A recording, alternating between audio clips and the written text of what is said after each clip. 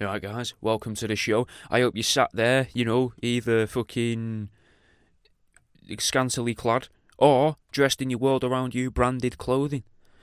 If you're not, go to worldaroundyou.com, order yourself a t-shirt, listen to these shows, and then come back to these shows when you've got your t-shirt and listen to the show in your t-shirt. Anyway, I'll let you crack on with the show. Alright, guys, I'm the World Around You, and this is Pause for Thought on Threshold FM, and this week we're talking about something that's better left unsaid. Now, it's not Candyman, it's not Biggie Smalls or Hail Mary or, whatever it is you can't say into a mirror 3 times.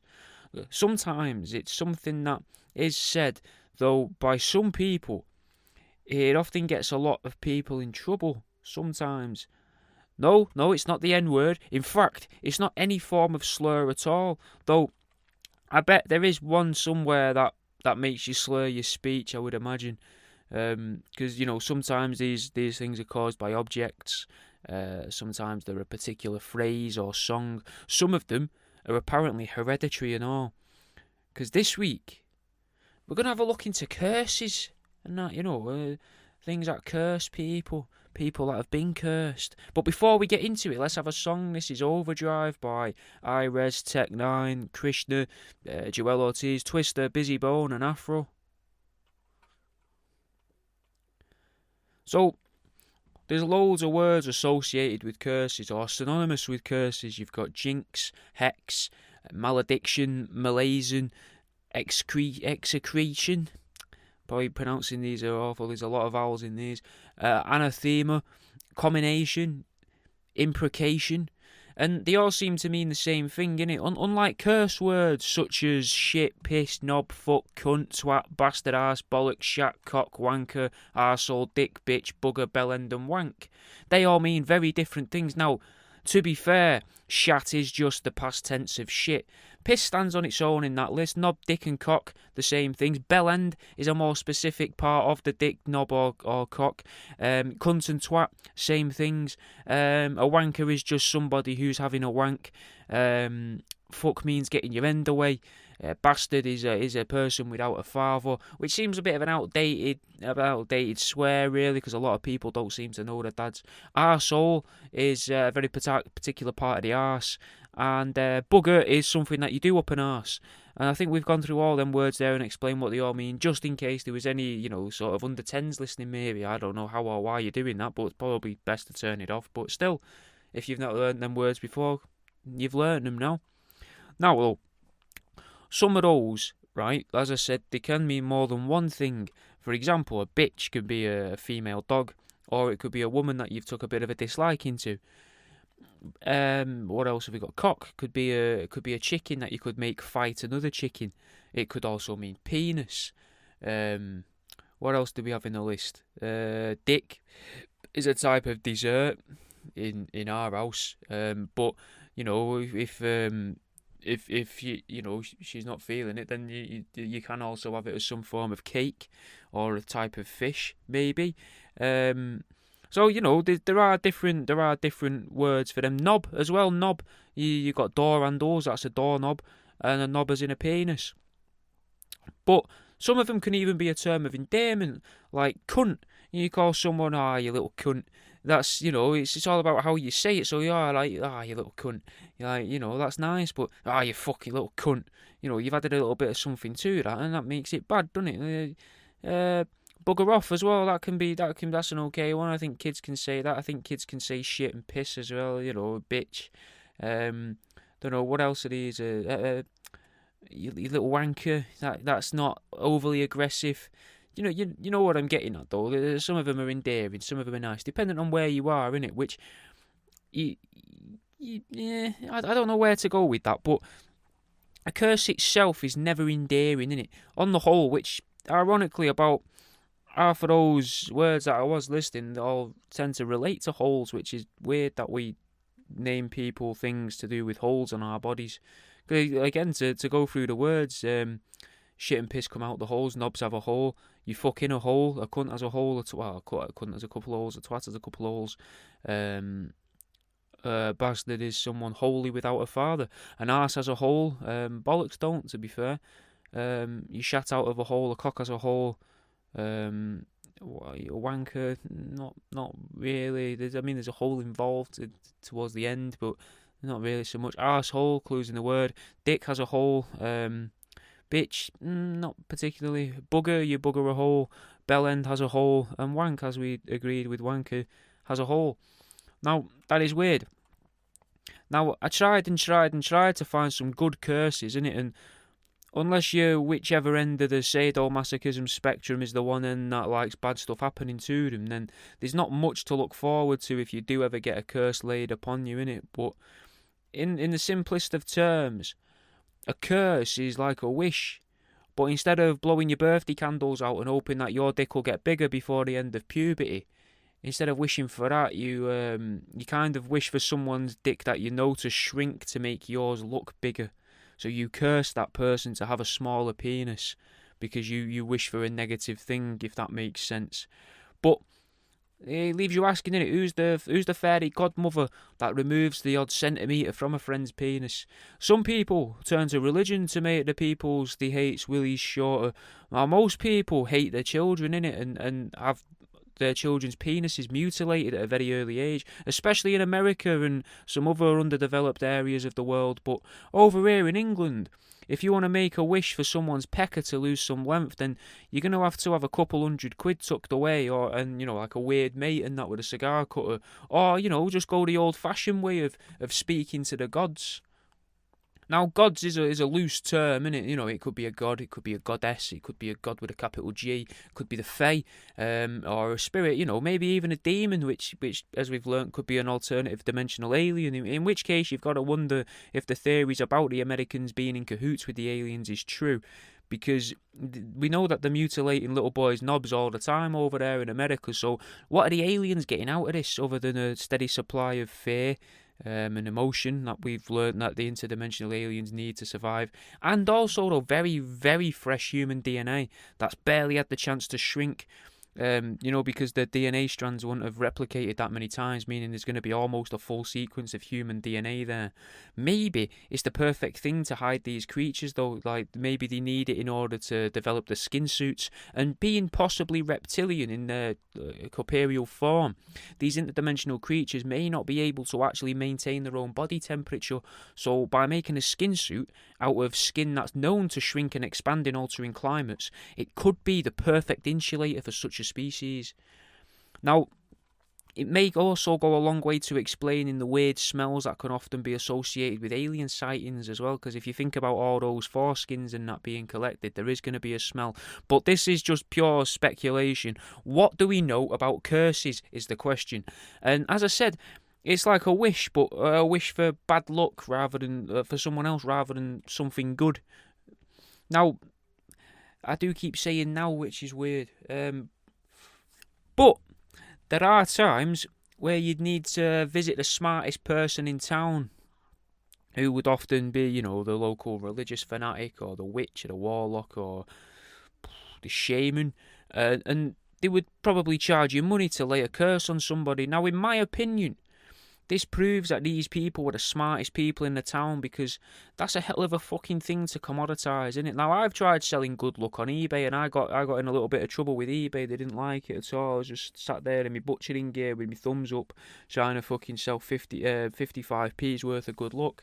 They didn't like it. But back then, you didn't have all these rules and regulations, people are right, there's too many rules and regulations now stopping us from making money off stuff. But if you think about if you are these shamans or witches and that, you gain more power in the town by learning about all of these people vicariously.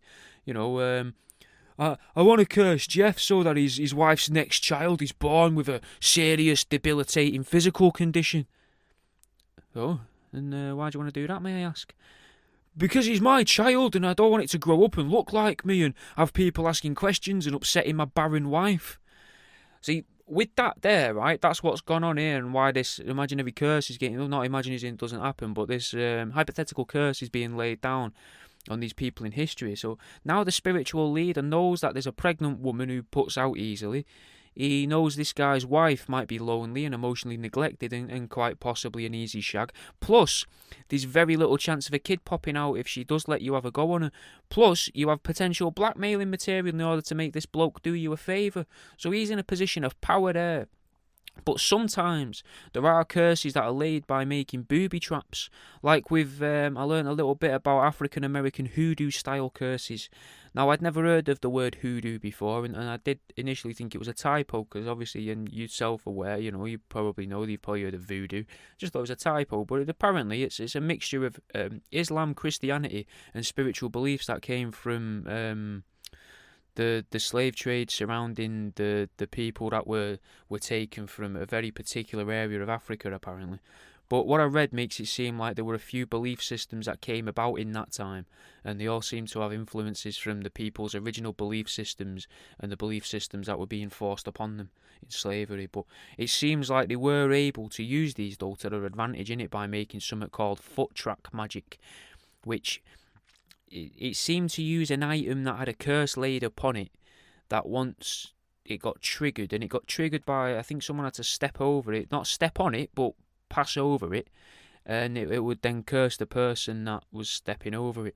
Kind of like shit-smeared tiger traps in Jungle Warfare, but a lot more tactical, playing the long game rather than just skewering unsuspecting people on shit-smeared sticks. Now, other curses would be made to attack industry, though, like the Germans, who would use curses that made cows stop producing milk, which, doing that wouldn't just stop milk production, but also cheese, yogurt, ice cream, butter, maybe margarine. I don't know how it's made. And according to some supermarkets that I've visited, though, as well, and food pyramids that I remember seeing as a kid, eggs as well.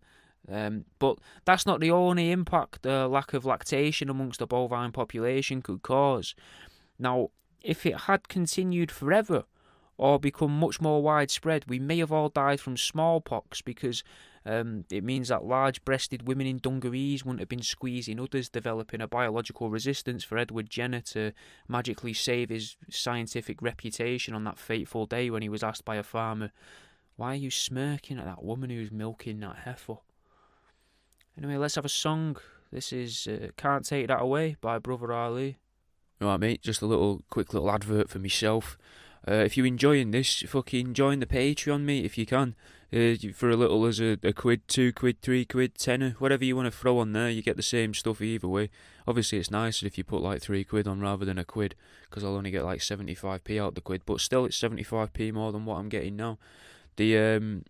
It's just you get access to video versions of these, discounts for canvases and maybe some other little bits off my website, and you get access to the PDF versions, that's the digital download versions of my books. Anyway, I'll let you get back onto your show. So getting proper into curses now, we've gotten through what they are and that. I wanted to think of the most famous curse I could to get us going. So that means it's actually a mixture of 10, and we could do it like a little top 10, like in 10, at 9, at 8. Coming in at number 7. But I don't know if I'm going to be able to keep count of them. But we'll try. I mean, we can probably try. No, I can't be arsed. But either way, you've probably guessed by now, it's the plagues of Egypt. And they seem pretty curse-like, and they seem to get referred to as curses. So almost like the people of Egypt were living in a simulation, though, and someone modded the game to make it go all weird and try and make some YouTube videos out of it. That's what it would be like if it was to happen in modern day. That would be the modern day interpretation of these things happening, I'm pretty sure. But we'll start with number 10, which was turning water to blood, which realistically is just a visual glitch that I imagine would be quite easy to do would this be happening in a game. But the question is, what actually happened here? Did God or whatever or whoever that is, be it fucking Yahweh, Jehovah, Zeus or Osiris, I guess, did they actually transubstantiate water? Or did whatever God is manage to change everyone's perception of the water a little bit like the grey aliens' perception filters of modern times? Now with this as well, all of the fish supposedly died and the people weren't able to drink the water, so it could be that something that I've actually presumed is responsible for a lot of curses growing up and especially in more recent years. both of ancient times and contemporary times, radiation, mate. Could it be that the person getting about calling themselves Lord in these stories was just an alien that was maybe in over his head, pretending to be a god, giving the people what they wanted, and he just used some of his spacecraft fuel to poison the water? And this isn't the first time, though, that a religious character has turned water into a red substance. Because if you remember, not to suggest you were there, but if you do remember anything you know about Christianity and that, Jesus turned water into wine at a party and then again a lot later in life. And the wine was that good, right? He ended up hammered up the top of a hill. But what if this is some form of miscommunication? Because we know that this sort of carries on, and we now allow paedophiles in dresses to tell us that they're turning wine into blood. So what if that's what Jesus was doing? What if that was his goal, to make people, as in actual humans, ingest alien DNA so that their DNA could be altered? Now, could that be how DNA manipulation actually works and they don't actually do it inside the moon? Could we have been wrong about that? And I mean, I'm not saying I am wrong. I'm not saying I am wrong about that. I'm just saying we could be. And there is a bit of credibility to this, because we've got to take into consideration that, well, everything I'm suggesting really, because many believe that the world's first vampire and or maybe lichen, depends what you read, but werewolf, lichen, werewolf, the vampire or werewolf stories stem from that night, because Jesus made people eat his flesh and drink his manly juices before he played with all the toes in the kitchen, and I think he also kissed a man. I think he said he was going to kiss the man that betrayed him, and I'm pretty sure he did it with tongues as well. At least our teacher used to show us that when we was a kid. I always thought it was weird that Jesus and his disciples were always topless as well, and severely underdeveloped. But I could be wrong. Either way, that man he shared an intimate moment with. That was Judas, and the man who sold out the possible alien fugitive, Jesus, to the people that we learnt about in the Robots and Automatons episode, where they were in control of some form of metallic army of machines, aka the Romans. And then he went and hung himself off of a tree by a full moonlight and became the world's first vampire or werewolf, dependent on whichever you believe in more. Now, with his insatiable appetite for alien blood, he then set out on an adventure all across the world, fortifying castles and eventually conquering the known world under the guise of different business aliases, but most likely that's going to be in our distant future, so probably not best to dwell on right now, and it'd all be conjecture anyway. Now, the second of the 10 plagues, so that's number 9, was to release a shit ton of frogs around the place of Egypt and that, which helps build a very different Egypt of the Egypt I'm aware of, at least what's depicted in games and films and things like that. Now, we do know though that God is cruel, nasty, but he supposedly loves his animals and that, innit? So you have to imagine that back then Egypt must have at least had the ecosystem necessary to allow frogs to survive. Wetlands, shrubs, even the odd potted plant or a bit of a natural pond here and there, rather than what I imagine is nowadays just a harsh desert. Now, this seems a little bit more advanced, and maybe it means something else, and it could be a mistranslation, but let's take it at face value than turn it into what would be quite possibly a xenophobic rant against the French, because we know that the French weren't to invade Africa until around the 1600s, so it's obviously got naught to do with those and everything to do with the obviously alien metamorphosizing creatures that can survive in water or on land, known as frogs. Now, again, more evidence of this taking part in a simulation or a video game.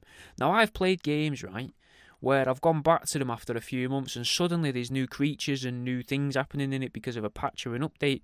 Like one of my favourite games that I like to play called Alpha Genesis 1. And if the listeners hear the people that made that game, then fucking fair play. I quite like it. It's a lot of fun. You're in charge of a spaceship, but you'd know that anyway because you made it.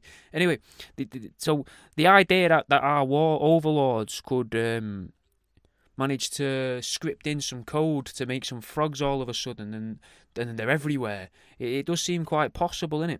at least to me, going off the basis of some people believe we're in a simulation or a video game, and that if you imagine like that, then that's all things are, then it's quite possible that something could, or at least a higher being has that sort of control over us. Maybe it's not a simulation, but from where they're looking, this isn't real, so they can do that. And it's possible. And then we've got number 8, which is actually the third plague if we're going in chronological order. Because that's what we're doing, we're going in chronological. We'll drop the countdown because it doesn't make any sense. It's doing it in reverse order but the wrong way. So it's in the right order but with the wrong numbers. So number 3, and it might get under people's skin, this one, because it's ticks or lice or gnats.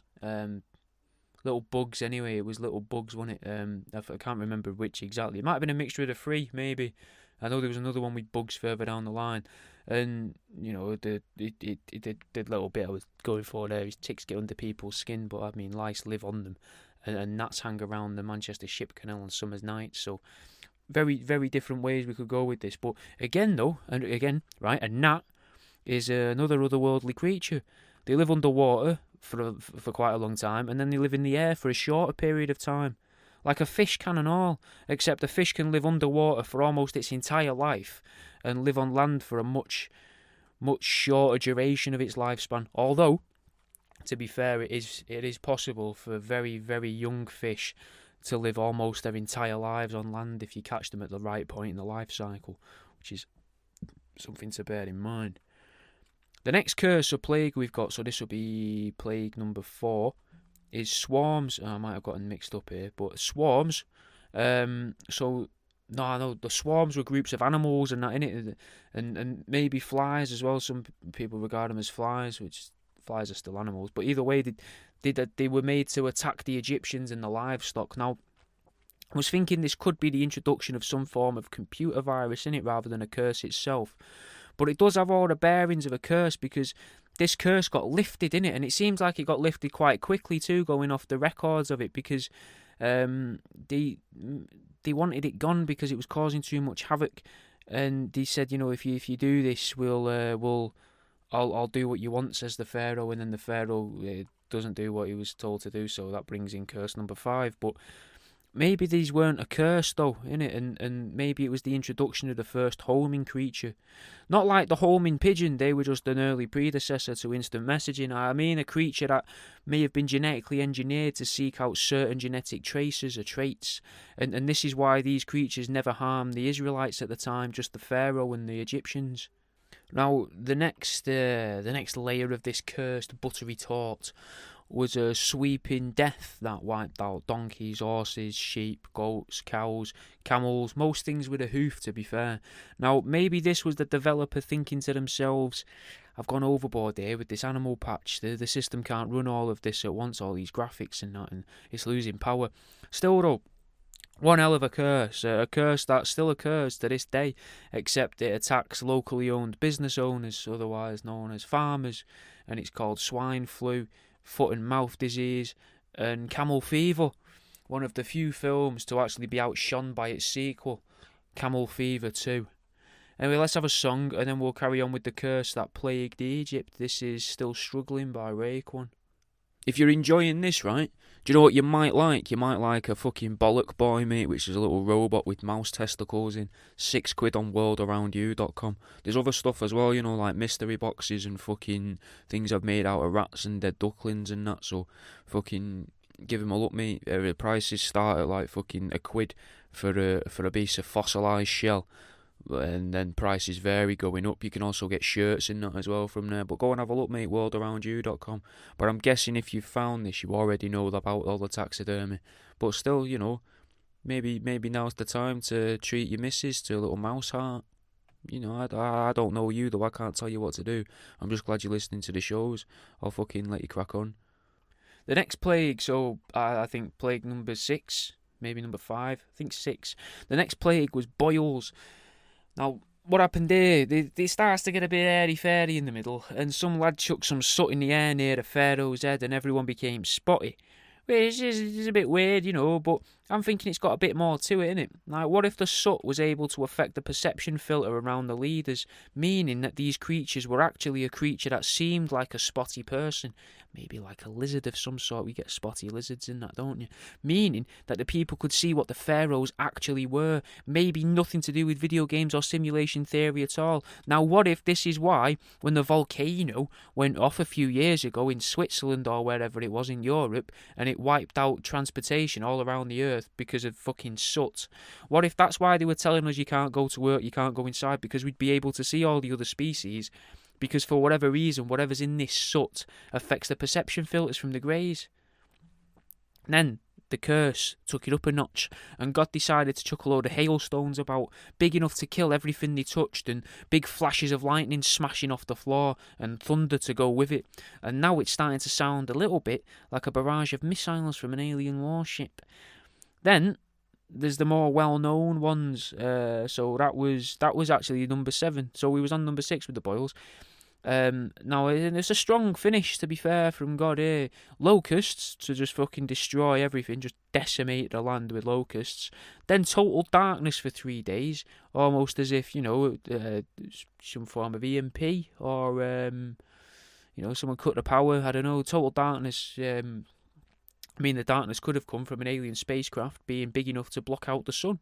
And then the death of the firstborn sons, which was the last one, that could refer to some form of war that took place between the alien warlord and the pharaohs. Maybe it's all been turned into allegory, but at the end of the day, it all seems like some form of confrontation to be able to take ownership of some slaves, which is pretty weird in a way, and maybe I've misinterpreted it, but I reckon an alien warlord would probably want some slaves, especially as we know that the Anunnaki were quite big into slaves, so why wouldn't this alien want slaves? But let's have a song. This is Trading War Stories by Tupac and the Outlaws.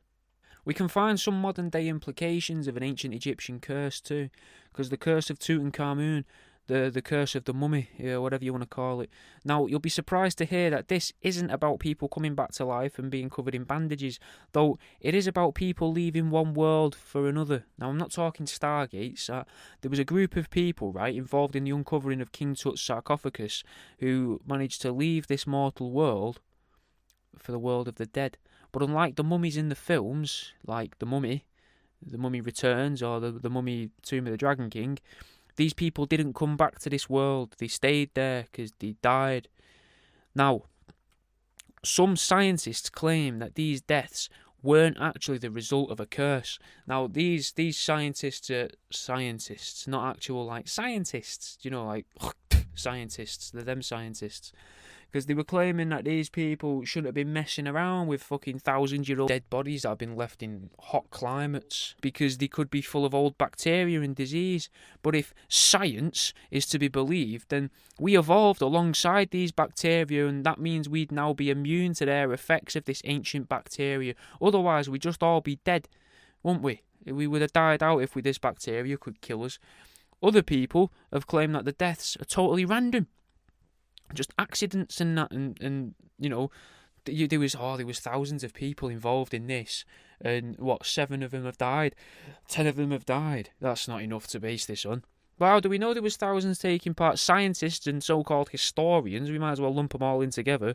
Liars could have just made up a story to try and trick us, or to make us believe something that isn't true, so that they can sell books on Egyptology and science books, and probably just so we don't fucking start saying things about them fucking rooting around in people's graves, especially like the old grave of Tutankhamun, who's supposed to be a good leader and not. That's just what it is. They just don't want us to be associating him with King Tutankhamun's,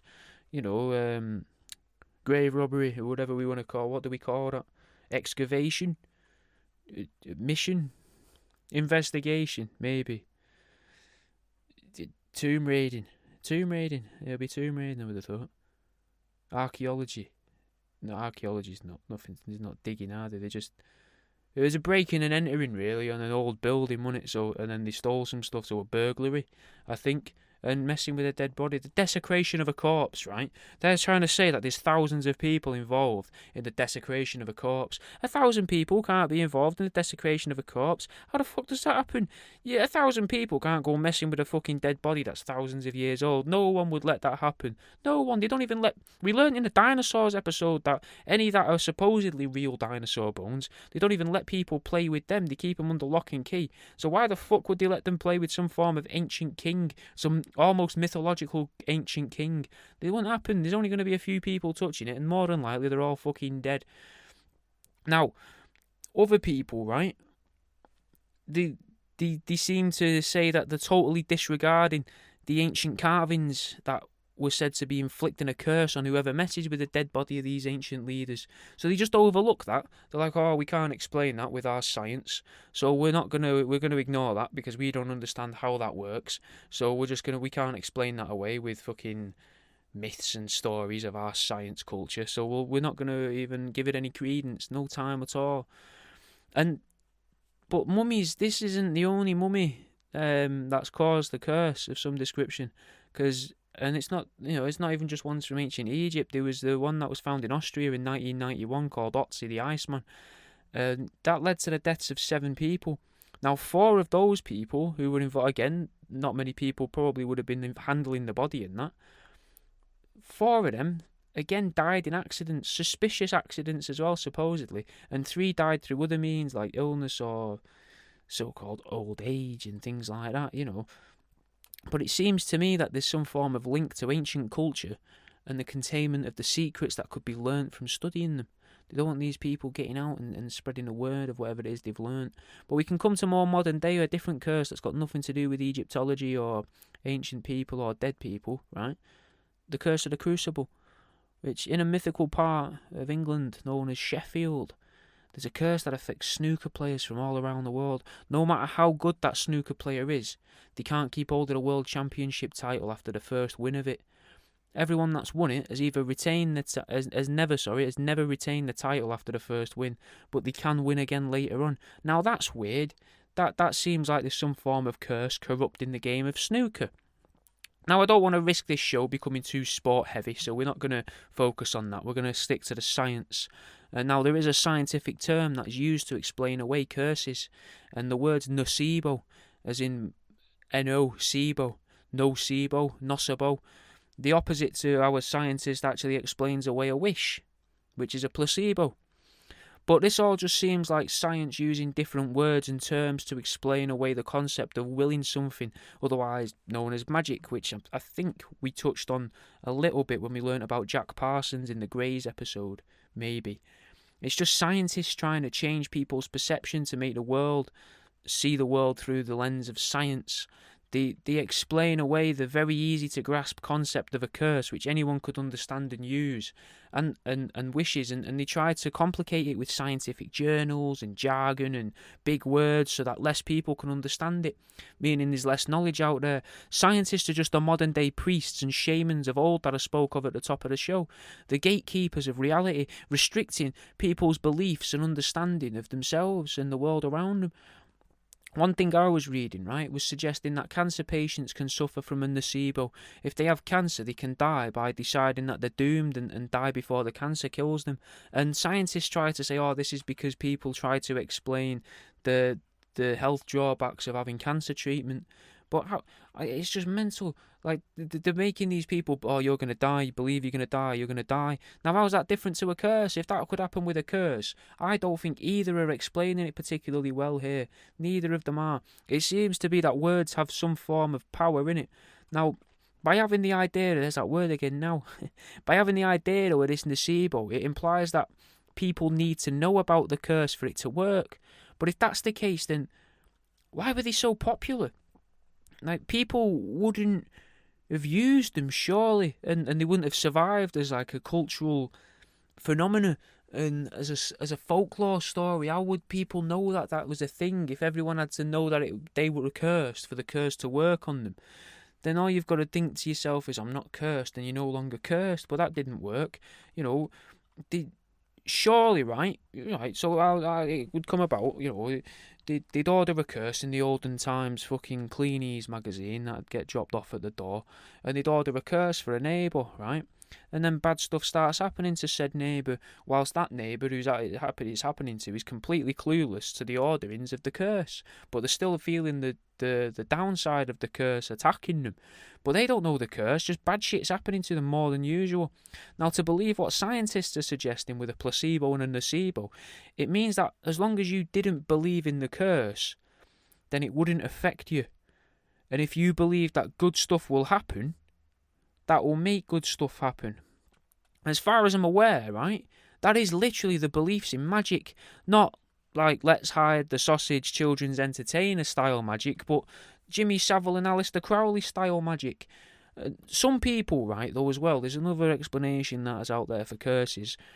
There's been suggested that mass hysteria is the reason for curses and the reason why they work so well, and that media throughout history has a role in encouraging people to believe in the curse, making it worse.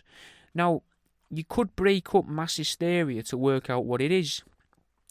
It's BBWs. It's big, beautiful wombs, isn't it? Mass, it means large, and hist has got something to do with wombs, because hysteria comes from women being mental, or something to do with the wombs acting up in olden times. That was where the word came from. And hysterectomy erectomy, I think, is to remove, and hist is a womb, I want to say, just off the top of my head anyway. But surprisingly, scientists claim that women, right, are more likely to get involved with mass hysteria and believe in it. Also, right, they suggest that a low IQ means you're more likely to get sucked into mass hysteria. Also, they think that it affects children and teenagers more. So if you're sat there, or walking there, or working there, and listening to this, thinking that you're sat there thinking, oh, my girlfriend's a little girl who's thick as pig shit, then you want to be careful, mate, because they could be more likely to fall for mass hysteria. I mean, it probably also means you're a paedophile, and maybe the mass hysteria thing isn't your main concern, but it's something that you need to bet. Maybe not girlfriend. I didn't realise where I was going with that as I was saying it. If you're sitting there thinking, my kid's a bit thick, my little girl's a bit thick, my sister's stupid, my teenage daughter's stupid, my teenage sister's stupid, or even, they're the most likely, the little girls and teenage girls, but also, thick women, or just women in general, apparently, according to what I've been reading, seem more likely to get brought into mass hysteria and to perpetuate it, which I don't know how they found that out, but it's something to bear in mind. Now, all this gets me questioning something, and I've always thought it, right? Is a cold and a flu real? Because they've never found a cure for them. And I don't think, as far as I'm aware, I don't think they've ever been able to find the exact thing that causes them. So what if they're just some form of marketing exercise, a way to measure propaganda and its effect on the world? Because you don't really get many people having a cold in the summer months, but later in the year, around autumn and winter, people start to get a cold, innit? Around the same sort of time that TV gets inundated with adverts for cold and flu relief. So what if those adverts are a direct cause for colds and flus because people buy into the idea, right? And then, namely women, and that's why they invented man flu. So that people wouldn't realise it's mostly women with low IQs that are getting ill, and subvert the public's attention to make people think, oh, it's men pretending to be ill, when realistically, everyone's being coerced into pretending to be ill, but predominantly low IQ young women believing they're ill. Just as a thought experiment, but it's worth thinking about. Now, at the top of the show, I keep saying it, don't I? At the top of the show, right, I listed some well-known swear words, and we're not going to go back over them, there's no need, you know what they were. And they seem to also have magical properties, though, as well, those words, which, from my readings, might be why they're called curse or cursed words. There's been studies on pain to see if people can withstand more pain if they swear out loud compared to just if they say random words from a list that describe a fridge or a table or something along them lines. And it turns out that they could. Now, the experiment was they plunged people's arms into ice-cold, ice-filled water and made them hold their arm there to see how long they could do it until it hurt too much. And the people that were allowed to swear could last longer, basically, whereas the people that were just saying things about tables are hard, tables have drawers, cupboards get things put in them.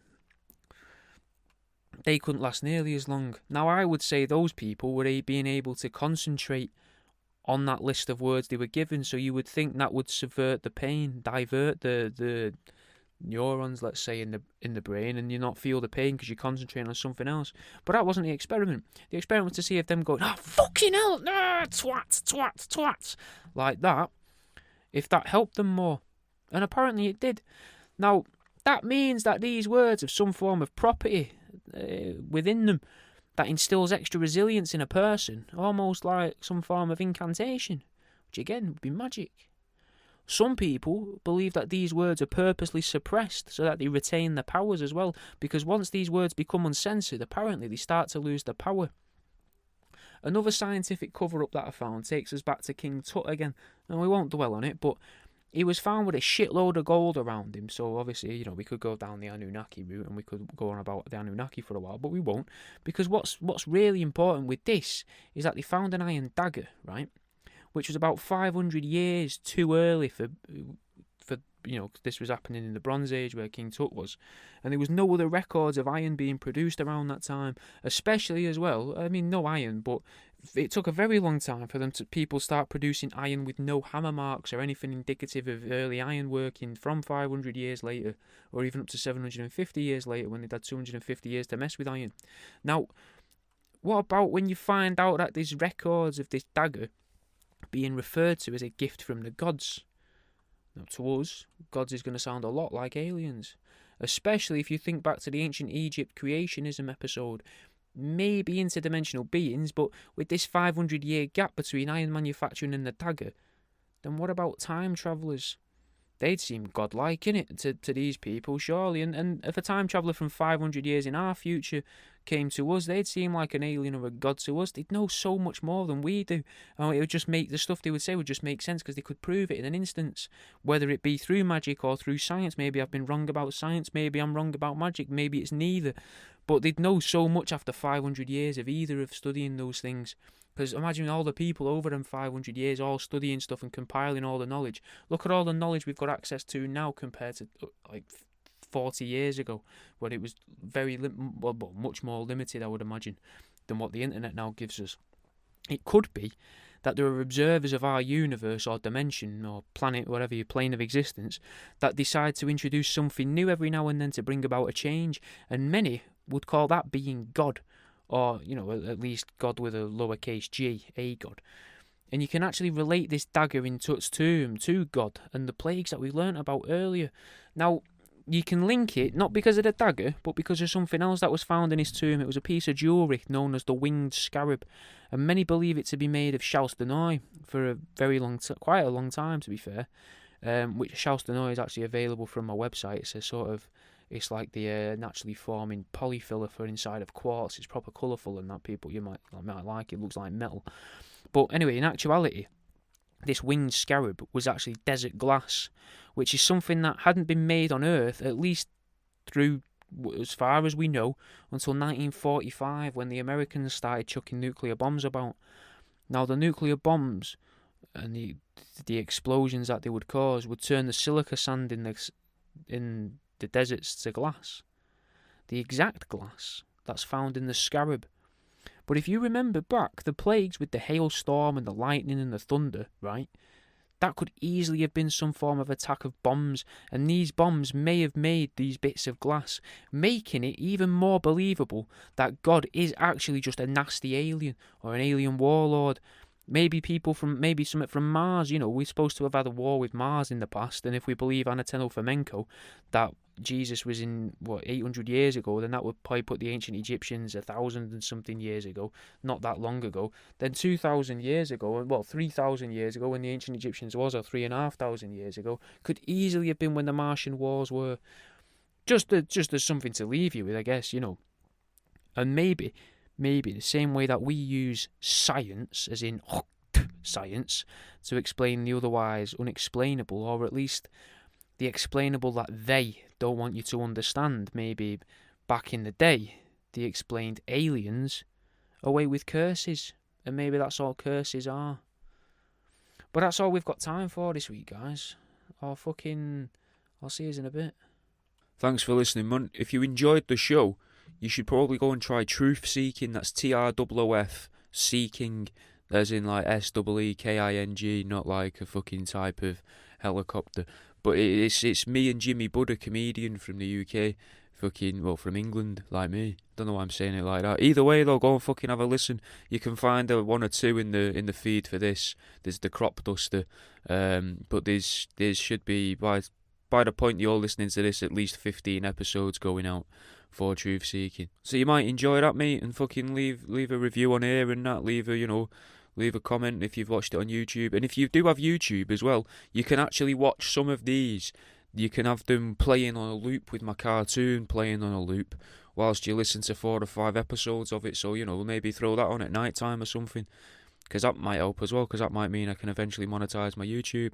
Anyway, fucking thanks for listening, man. I'll see you in a bit.